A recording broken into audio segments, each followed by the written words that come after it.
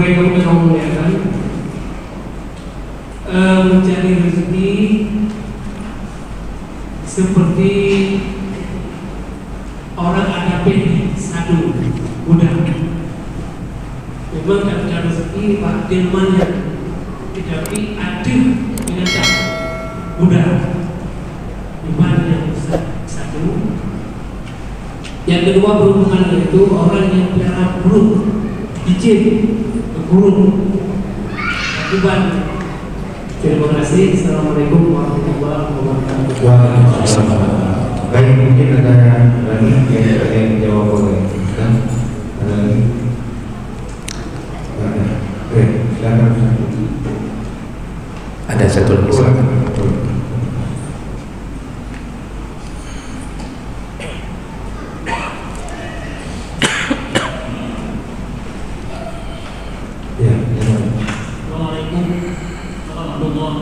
Waalaikumsalam. Ustaz dari mana yang lama-lama? Kita sering mendengar dari pengajian Ustaz lama-lama bahwa kalau kita memohon berdoa, kalau misalnya mengatakan kita nggak nampak langsung hasil yang kita doakan itu, nanti dikaitkan dengan bentuk yang lain atau dari ketika nanti. Jadi insya Allah kalau ada misalnya kita alhamdulillah dengan izin Allah kita ini penghuni surga ini. Jadi yang kita doakan di dunia ini kan nikmat surga ini kan sudah mencukupi, melebihi Ustaz. Jadi yang kita doakan tadi ini mengenai maksudnya Ustaz. Pembahasannya. Terima kasih. Assalamualaikum warahmatullahi wabarakatuh. Waalaikumsalam. Baik, terima kasih banyak Bapak. Yang pertama, ini saya kurang dengar tadi. Seseorang mencari rezeki di atas kuda. Iya, dengan gerobak kuda atau dia naik ke kuda mencari rezeki. Yang jadi pertanyaan, boleh atau tidak begitu? Oh, menganiaya kuda. Baik. Bapak Ibu yang Allah muliakan, Allah Subhanahu wa taala menciptakan fasilitas kepada khalifah di muka bumi, yaitu manusia. Itu berupa ditundukkannya bumi, ditundukkannya daratan, lautan, tumbuhan dan hewan untuk mengabdi kepada manusia. Huwallazi ja'ala lakumul arda, dialah yang telah menciptakan untukmu bumi. Allah tundukkan Allah tundukkan sampai ke lautan, Allah tundukkan sampai udara, Allah tundukkan. Nah, salah satu daripada yang ditundukkan Allah untuk fasilitas pemimpin di muka bumi adalah hewan. Makanya dalam ayat disebutkan litarkabu fiha. Ya. Allah ciptakan al-khayla wal bighala wal hamira. Allah ciptakan kuda, Allah ciptakan bighal, Allah ciptakan khimar, keledai. Bighal ini antara kuda dan himar. Itu semua untuk kalian naiki, kalian ambil manfaatnya. Jadi itu memang binatang-binatang yang kita kendarai, kita duduk di atasnya mencari rezeki. Selama dalam keadaan wajar, itu tak menjadi dosa. Ya. Selama dalam keadaan wajar, artinya kita cari rezeki, kita tak menyiksanya, itu bukan bahagian daripada dosa. Jadi boleh Pak. Ya. Karena Nabi SAW dulu ketika menuju ke medan perang juga menggunakan kuda. Kemudian sahabat-sahabat mencari rezeki, memindahkan satu barang dari satu tempat ke tempat lain, itu memakai keledai. Itu diletakkan barang Pak di badan keledai yang punuh-punuh ya. Ya.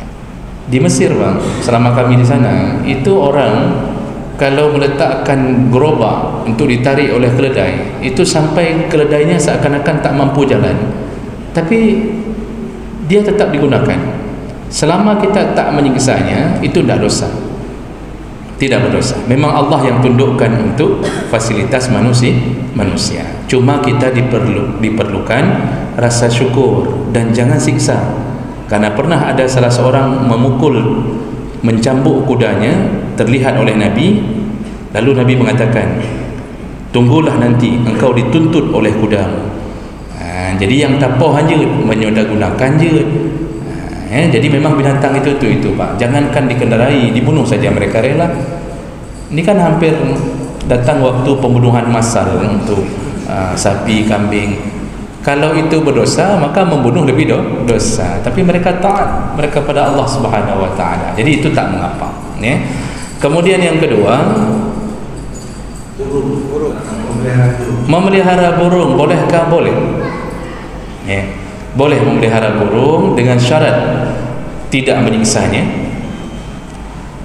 Arti menyiksa bisa tidak diberikan makan, kemudian dibiarkan ketika dia bepergian. Jadi orang majikannya atau pemiliknya bepergian, dibiarkan tanpa ada waktu, tidak ada terkurung, dibiarkan dalam keadaan terkurungnya yang haram. Kalau cuma memelihara burung sekadar ingin menikmati, itu pernah terjadi di salah seorang anak dari sahabat Nabi. Jadi ketika Nabi mengunjungi rumah sahabat ini, anaknya itu pelihara burung, bermain dengan burung. Dia ikat kaki burung, dia main-main dengan burung. Nabi datang, malah Nabi menyapa anak ini dengan mengatakan bahawa ini apa ma fa'alan nughair, kata Nabi. Ini burungmu yang diberi nama Nughair. Ini apa kabarnya? Apa yang dilakukan oleh burung ini? Jadi Nabi malah membiarkan anak ini. Artinya dia biarkan anak ini bermain-main dengan burung, padahal burung itu di dalam kurungannya. Jadi para ulama menjawab memelihara burung boleh dengan syarat tidak menyiksanya. Tiap hari kasih makan. Cuma walaupun begitu, walaupun boleh, tidak dianjurkan. Lebih baik dah pelihara. Jangan pelihara binatang yang ada kemungkinan kita masuk neraka gara-gara kejadian di atasnya. Seorang perempuan laporkan ke Nabi, ya Rasulullah, ada seorang perempuan memelihara kucing, lalu kemudian dia pergi dan membiarkan kucingnya terkurung sampai mati. Apa kata Rasulullah? Hiya finnar, perempuan itu di dalam neraka. Padahal kalau dia lepaskan kucingnya, maka kucingnya bisa cari makan tanpa harus menunggu dia. Mati dalam kurungan. Makanya kita yang mau naik haji, itu salah satu yang harus lakukan adalah selain mohon pamit tadi, melepaskan semua binatang peliharaan kalau tak ada yang bisa memeliharanya. Jangan sampai pergi haji, pulang haji ikan dalam akuarium habis mati mandu. Alinian burung-burung mati, kucing-kucing semua mati. Pulang haji bukan mabrur, langsung dalam neraka. Makanya begitu Pak urusannya. Jadi selama tak menyiksa tak mengapa. Cuma sebaiknya jangan, karena kita tidak tahu kapan dia bisa berada di dalam kurungan yang kita lupa. Kita sudah ke Medan, sampai di Medan baru teringat kapalo sudah terkunci rumah, kunci kita yang bawa. Disitulah hancurlah hidup kita di akhirat. Jadi jangan suka pelihara kucing pun, jangan suka Bapak Ibu. Itu hadis tentang pelihara kucing, bahawa Nabi punya kucing peliharaan bernama Muza atau Muizza dalam hadis, sampai Nabi saking sayang sama kucing itu, jubahnya waktu tidur kucing di atas jubahnya, Nabi nak mau ganggu tidurnya kucing, dipotong jubahnya. Nyankan hadis dhaif, itu bukan hadis dhaif itu Pak. Itu hadis palsu. Jadi orang hari ini tertipu dengan hadis palsu, ya pelihara mi. Dipeliharanya kucing. Kita datang ke rumah orang pelihara kucing Pak, waktu hari raya, sebelum kita buka toples kuih, yang terbuka adalah bau kucing, bau tai kucing Pak. Dia tidak tercium lagi karena seperti orang yang sampah, orang bawa sampah. Najisnya banyak. Bulu kucing yang terlepas dalam jumlah yang banyak, terlepas di sofa, terlepas di karpet, yang najis. Sesuatu yang terputus dari makhluk yang masih hidup, artinya dia masih hidup, bulunya terputus dan binatang itu haram dimakan, maka bulunya pun bernajis. Baru termaafkan dalam mazhab Syafi'i kalau jumlahnya kecil. Jadi banyak kucing tidur di atas sajadah, tidur di atas sofa, nanti melekat di tubuh kita. Kalau banyak najis itu tak termaafkan. Jadi banyak mudarat, belum lagi dia kencing sana, kencing sini.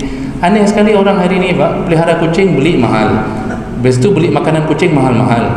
Lalu kemudian dielus-elusnya kucing Pak. Pulang kemanapun fikir tentang makanan kucing. Istrinya sendiri tak pernah dia buat begitu.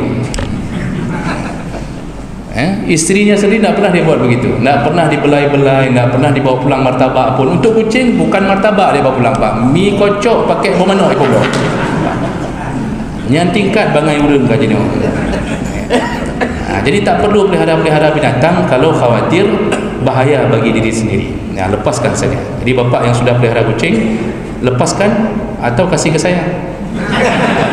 maksudnya saya kasih ke orang lagi. Ya. Baik. Kemudian yang terakhir, kita sudah masuk surga, kemudian untuk apa lagi? Bagaimana pertanyaan tadi? Untuk apa lagi pahala-pahala?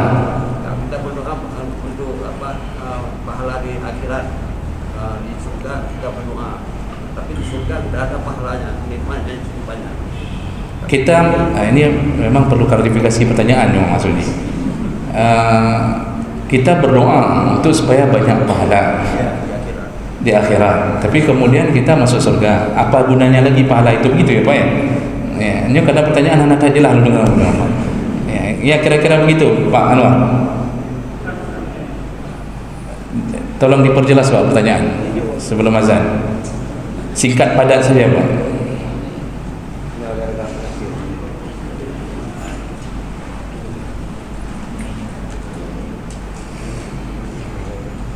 Begini Pak Ustaz, kita sering dengan ulama mengatakan bahwa kita kalau sering berdoa, kalau misalnya nggak langsung diterima Allah langsung, mungkin berikan dengan cara yang lain. Misalnya kita mohonkan yang lain, nanti berikan yang lain, atau nanti berikan cara yang berat katanya. Jadi kalau insya Allah dengan izin Allah kita bisa ada di surga. Jadi kita mohonkan tadi, apakah mesti memungkinkan untuk apa lagi rasanya kita mohonkan tadi? Nah itu maksudnya Ustaz. Itu bagaimana maksudnya Ustaz? Kita memohon sesuatu kepada Allah untuk masuk surga contohnya.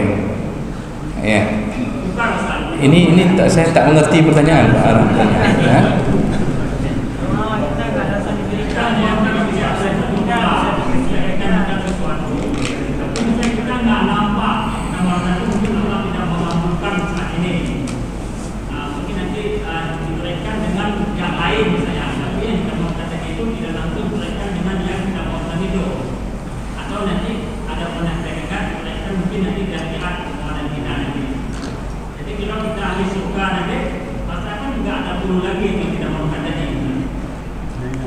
Baik, kita ketika berdoa memohon sesuatu, kadang-kadang Allah tak kabulkan langsung tapi disimpan di akhirat.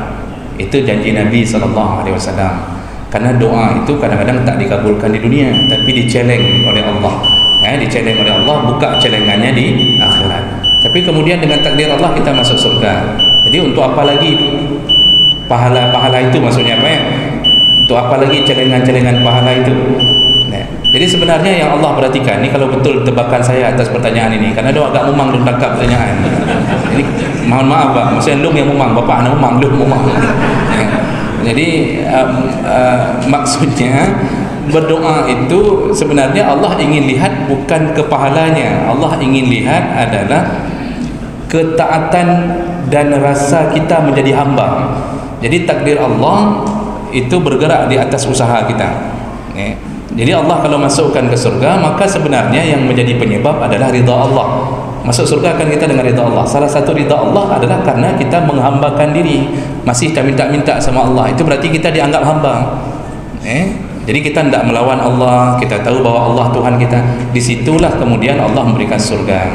Jadi bukan karena pahala itu yang memasukkan kita ke surga, tapi karena kehambaan kita kepada Allah Subhanahu wa taala. Wallahu alam. Nanti perjelas secara pribadi kita Anwar. Wallahu alam. Baik, demikian kita tutup dengan kafarah majlis. Subhanakallahumma bihamdik asyhadu an la ilaha illa anta astaghfiruka wa atubu ilaik. Wassalamualaikum warahmatullahi wabarakatuh.